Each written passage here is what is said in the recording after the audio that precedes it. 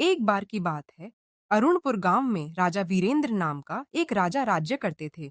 राजा वीरेंद्र काफी दयालु और अच्छे दिल के इंसान थे। राजा वीरेंद्र की एक पुत्री नहीं, एक पुत्र था जो दिखने में ज्यादा सुंदर नहीं था। उस राजकुमार का नाम शिवांश था। शिवांश के बचपन की यादें बहुत ही मधुर थीं। उसके पिताजी का नाम सुमेंद्र था। वे एक बहादुर और गुणी पुरुष थे। सुमेंद्र शिवांश से बहुत प्रेम करते थे, लेकिन किस्मत को कुछ और ही मंजूर था। राजा की पहली पत्नी की मृत्यु काफी पहले हो चुकी थी। पिताजी की मृत्यु के समय शिवांश बहुत छोटा था।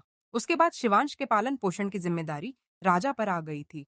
राजा अपनी संतान यानी शिवांश से बहुत अधिक प्यार करता था। राजा के परिवार में केवल वही बचा था, इसीलिए राजा उसके लिए अच्छे अच्छे कपड़ों का प्रबंध करते थे। शिवांश को जब भी अपने पिताजी की याद आती, वह उनके कब्र पर उनसे मिलने चला जाता था। वह बहुत देर तक अपने पिताजी की कब्र पर बैठकर घंटों तक उनसे बातें किया करता था और उनकी यादों में खो जाता था। उनके पिताजी की कब्र बीच जंगल में बनी हुई थी, जो कि महल से थोड़ी ही दूर थी। एक दिन शिवांश कब्र के पास बैठकर अपने पिताजी से बोलता है। पिताजी, हमें आपकी बहुत याद आती है। आप कहाँ चले गए अपनी संतान को छोड़कर? पिताजी, आप हमें छोड़कर क्यों गए? शिवांश अपनी पिताजी को याद करते हुए फूट फूट कर रोने लगता है। दूर खड़े राजा वीरेंद्र यह सब देख रहे होते हैं और वहां खड़े उन्हें अपने सुमेंद्र की याद आने लगती है। कैसे एक दिन सुमेंद्र दिल की बीमारी से चले गए थे। तब राजा वीरेंद्र अपने पिताजी से मन में बोलते हैं, आपको खोकर आपकी संतान शिवांश और हम कितने दुखी हो गए हैं। फिर राजा शिवांश के पास जाते हैं और बोल बेटा, शाम होने वाली है। राजा इतना कहकर अपनी संतान शिवांश को लेकर महल की ओर चले जाते हैं। वक्त बीतने के साथ अब शिवांश बहुत समझदार हो चुका था। वह अपने पिताजी की कमी को जितना हो सके कम करने के लिए राजा के लिए खुद ही भोजन बनाया करता था। जब भी राजकुमार शिवांश अपने पिता के लिए भोजन बनाया करता था, तभी एक औरत महल में आ जाया करती थी, जो दूसरे स्थान रामगढ़ की थी और कुछ ही दिनों पहले इस राज्य में रहने आई थी। वह औरत पहले एक लकड़हारे की पत्नी हुआ करती थी, लेकिन बहुत पहले उसके पति की मृत्यु एक पेड़ गिरने से हो गई थी। वह लकड़हारा अपने पीछे अपनी पत्नी और एक पुत्र छोड़ गया था। उसका पुत्र शिवांश से काफी छोटा था। वह औरत, जो अब विधवा हो चुकी थी, हर रोज महल में आती और शिवांश से हर रोज कुछ लकड़ियां मांगती थी। और जैसे ही शिवांश की नजर इधर उधर होती, वह औरत सबसे नजरें बचाकर राजा के भोजन में थोड़ी सी मिट्टी मिला देती थी, जिससे राजा का भोजन बेस्वाद हो जाता था। यह औरत अब हर रोज ऐसे ही लकड़ियां मांगने आती और जैसे तैसे करके वह महल के भोजन में मिट्टी मिला देती थी। धीरे धीरे राजा को भी अपने खाने खराब लगने लगा। राजा अपने आप से बोलते हैं, हर रोज खाने में मिट्टी जैसा स्वाद क्यों आता है। खाना तो मेरा प्रिय शिशु शिवांश बनाता है, पर वह मुझसे बहुत प्यार करता है। वह मेरा खाना खराब नहीं कर सकता।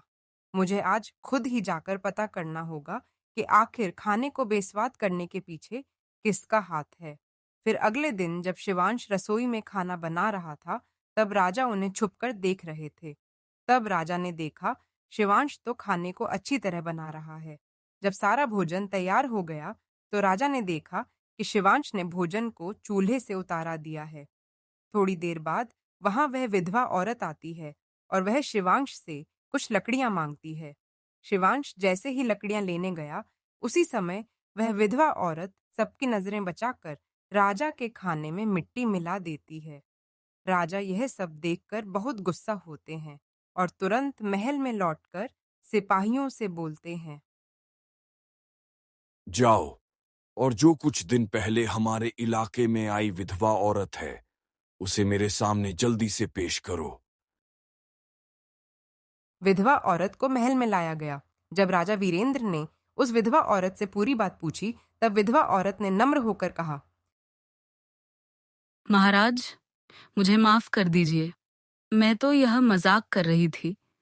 मैं यह देखना चाहती थी कि आप कितने चतुर और कितने समझदार हैं और आखिर इस समस्या का समाधान कैसे निकालते हैं महाराज। आप तो बहुत समझदार राजा हैं। इस तरह उस औरत ने राजा को अपनी बातों में उलझाकर अपनी ओर मोहित कर लिया। उसने राजा के प्रेम के बंधन में ऐसा डाला कि राजा ने उस विधवा औरत को दंड देने के स्थान पर उसे अपनी नई रानी बनाने का निर्णय कर लिया और उससे विवाह कर लिया। अब वह औरत महल की रानी बन गई। राजा की दूसरी पत्नी, जो अब शिवांश की सौतेली मां बन चुकी थी, वह शिवांश को बिल्कुल भी पसंद नहीं करती थी। शिवांश इस विवाह के बिल्कुल खिलाफ था। उसने समझ लिया था कि वह विधवा औरत राजा के खाने में मिट्टी इसलिए मिलाकर राजा और शिवांश को अलग करना चाहती थी ताकि वह राज्य की रानी बन जाए और महल को अपना बना सके। शादी के बाद वह विधवा औरत अपना बेटा भी महल ले आई। तभी एक दिन वह विधवा औरत कहती, भी तरह इस शिवांश को महल से निकाल दिया जाए तो सारी संपत्ति मेरे बेटे की हो जाएगी और वही राजा के मरने पर राज्य संभालेगा। अब शिवांश का जीवन नर्क बन गया था। सौतेली माँ उसे सुबह से शाम तक काम में व्यस्त रखती थी। कभी रसोई की सफाई, कभी कपड़े धोना, कभी बर्तन साफ करना। शिवांश का एक पल भी आराम नहीं मिलता था। वह आलसी नहीं था, पर जुल्म इतना था कि खुद ही निर्बल हो गया। वह विधवा औरत शिवांश को परेशान करने का एक भी मौका हाथ से नहीं जाने देती थी और अब तो उसने शिवांश को खाना देना भी बंद कर दिया था और अपने बेटे के लिए अच्छे अच्छे पकवान बनवाती थी। समय बीतने के साथ शिवांश अब बहुत दुखी रहने लगा।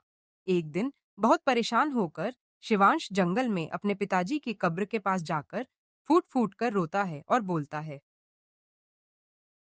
क्या आप अपनी बेसहारा, लाचार और बेचारा पुत्र को नहीं देख पा रहे पिताजी? सौतेली माँ हम पर कितने जुल्म कर रही है। वह हमें भोजन भी नहीं देती। अब हम क्या करें? तभी एक अद्भुत घटना घटी। जैसे ही शिवांश के आंसू कब्र की मिट्टी पर गिरे, अचानक एक मीठी सुगंध हवा में फैल गई।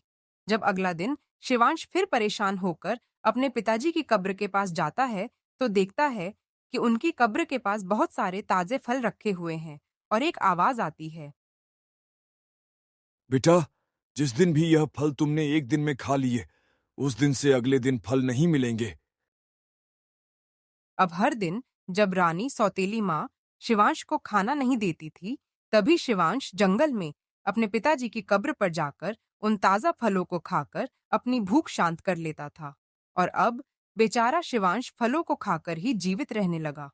वहां के फलों को जितना खाया जाता, अगले दिन वे उतने ही दोगुने होकर फिर आ जाते थे। रानी हैरान हुई। उसने सोचा कि इतने जुल्म के बावजूद यह कैसे जीवित है और इतना स्वस्थ कैसे रहता है। उसने बेटे से पूछा और गुप्तचर भेजकर पूरा राज मालूम किया। रानी ने फिर से योजनाएं बनाई। उसने सैनिकों से कहा कि कब्र के पास जो भी फल रखे हैं, सब उठाकर नष्ट कर दिए जाएं। शिवांश की जगह का पता चल गया और रानी ने अगली चाल चली। जब उसने देखा कि इस तरह से भी शिवांश का नाश नहीं हुआ, तो उसने और चालाकी की। तभी रानी ने एक नई चाल चली। वह बार बार बीमारी का बहाना करके राजा को डराती कि उसकी तबीयत बहुत खराब है और केवल पिताजी की कब्र के पास रखे फलों का पानी पिलाकर ही वह ठीक हो सकती है। राजा वीरेंद्र इस पर विश्वास करके सैनिकों को भेजकर उन फलों को उठा लाने का आदेश देता है। सैनिक जाकर फलों को ले आते हैं और राजा की पत्नी रानी को उनका रस पिला दिया जाता है, जिससे वह स्वस्थ हो जाती है। शिवांश यह सब देखकर बहुत दुखी होता है। कुछ दिनों बाद वह फिर जंगल में जाता और पाता है कि कब्र के पास अब एक छोटे से घर जैसा बना हुआ है, जिसमें हरे सेबों की टोकरी रखी रहती है। वह सेब खाता है और उसे ऐसा लगता है जैसे उसके पिताजी ने उसे गले लगा लिया हो। वह खुश हो जाता है और टोकरी से कुछ सेब लेकर खा लेता है। यह रोज की बात बन जाती है। शिवांश पिताजी की कब्र पर जाता है और वहां उसे जादुई तरीके से फल मिलते हैं, जिनसे वह जीवित रहता है और धीरे धीरे उसकी सेहत सुधरती है। यह बात रानी के बेटे ने देख ली और उसने माँ को सब बता दिया। रानी बहुत क्रोधित हो गई। उसने सैनिकों को बुलाया और बोला, तुरंत जाओ और पिताजी की समाधि के पास बने छोटे से घर को जलाकर नष्ट कर दो। सैनिक वहां जाकर उस छोटे घर में आग लगा देते हैं और वह जलाकर मिटा दिया जाता है। पर यह भी रानी को संतुष्ट नहीं करता। वह फिर बीमारी का नाटक करती है और राजा को अपने पास बुलाती है।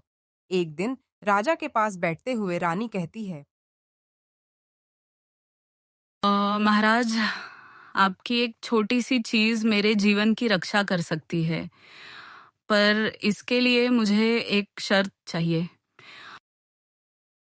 तुम मांगो, मैं कर दूंगा। तब रानी निर्दयता से कहती है, अगर तुम सच में मुझे बचाना चाहते हो तो हमें शिवांश की हत्या करनी होगी। उसके खून को मेरे सिर और पैरों पर लगाना होगा, तभी मेरी जान बच जाएगी। यह शब्द सुनकर राजा का मन कांप उठा। वह वचन देने पर मजबूर था, क्योंकि उसने पहले भी झूठे वादे कर दिए थे और अब वचन से बंध गया था। पर उसकी आत्मा दुख में डूबी हुई थी। राजा समझ नहीं पा रहे थे कि क्या करें। तब उन्होंने चतुराई से काम लिया। राजा ने शिवांश को जंगल में पाया। वह पिताजी की कब्र पर बैठा हुआ था और रो रहा था। शिवांश ने राजा को सब कुछ बताया कि कैसे उसकी सौतेली माँ और उसका बेटा उसे प्रताड़ित करते हैं। राजा ने करुणा में कहा। बेटा, मेरे साथ बाहर चलो। शिवांश ने अपने पिता की बात मान ली और साथ चल दिया। कुछ दूर जाकर राजा ने शिवांश को पूरा हाल बताया और बोला, बेटा, मेरे हाथों से तुम्हें मार डालने से अच्छा है कि तुम इस जंगल में रहकर अपने जीवन का नया आरंभ कर लो।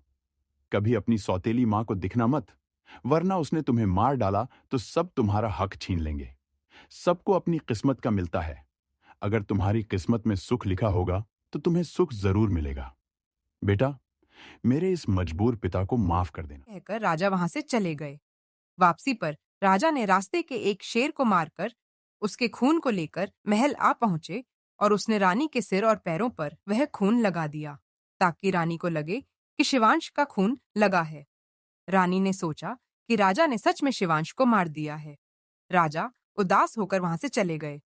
वहीं दूसरी तरफ जंगल में शिवांश भयभीत होकर रो रहा था। उसी जंगल में पड़ोसी राज्य के एक धनी सेठ रघुवीर शिकार पर आए हुए थे। वे बहादुर, कुशल और दयालु प्रवृत्ति के सेठ थे। सेठ रघुवीर ने किसी की चीख सुनकर उस दिशा की ओर चलना शुरू किया। उन्होंने शिवांश को देखा, अकेला, डराया और आंसुओं से भरा हुआ। सेठ रघुवीर को शिवांश पर दया आ गई। उन्होंने पूछा, तुम कौन हो और इस घने जंगल में क्या कर रहे हो? शिवांश ने पूरी बात सेठ को सुना दी। अपने पिताजी की मौत, महल की दुर्दशा और किस तरह उसकी सौतेली माँ उसे सताती है। सेठ रघुवीर की आंखों में आंसू आ गए। उन्होंने कहा, हाय बालक, तुम हमारे साथ हमारे आलीशान घर आओ। घर की राह में सेठ ने शिवांश से उसके सपनों के बारे में पूछा। शिवांश बोला, मैं बस एक खुश परिवार चाहता हूँ, जहाँ सब एक दूसरे से सच्चा प्यार करे। सेठ मुस्कुराए और बोले, राजकुमार, ये सपना जरूर पूरा होगा। कि सेठ ने शिवांश का दिल खोलकर स्वागत किया और कुछ ही समय बाद सेठ ने शिवांश को अपने परिवार में शामिल कर लिया। दोनों के बीच स्नेह बढ़ा और वे खुशी से रहने लगे। दूसरी ओर महल में राजा वीरेंद्र ने रानी से बातें करना बंद कर दिया था।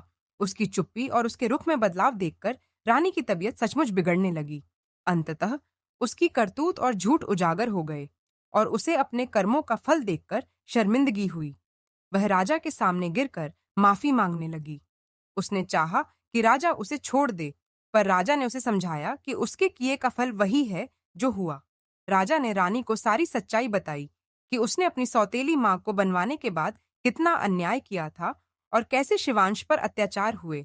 तब राजा और रानी दोनों ने मिलकर शिवांश की खोज की। गुप्तचर से पता चला कि शिवांश का संबंध सेठ रघुवीर के साथ हो गया है और वे खुश हैं। यह सुनकर राजा रानी दोनों का मन भारी हुआ, पर खुशी भी हुई। राजा रानी महल में जाकर शिवांश से बोले,